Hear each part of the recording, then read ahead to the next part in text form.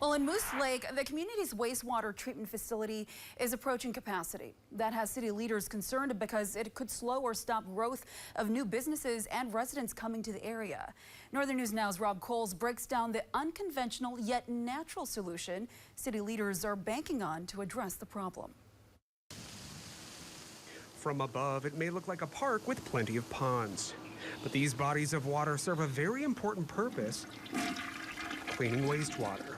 This is where the sewage water comes in from Moose Lake. From here, it's pumped into primary and then secondary ponds here at the facility. All the raw wastewater is coming into these 7 primary ponds that we have. Phil Entner is the city's superintendent. Wastewater is 99% water, 1% sludge.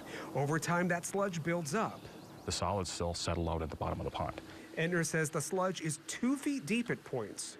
To increase capacity to treat wastewater, it needs to be removed. But draining the pond can be costly. We're talking about millions of dollars to remove sludge in one pond.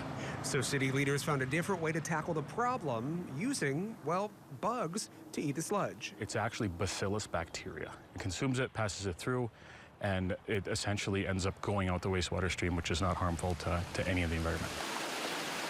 We were amazed that this was even an opportunity. In addition to the bugs, City Councilor and Mayor Pro Tem Doug Juntanen says Moose Lake is working to stop any extra water from getting into the ponds that may seep in through pipes, which would in turn have to be treated.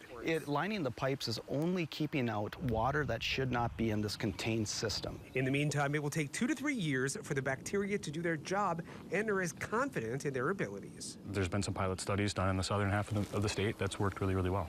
In Moose Lake, Rob Coles, Northern News Now.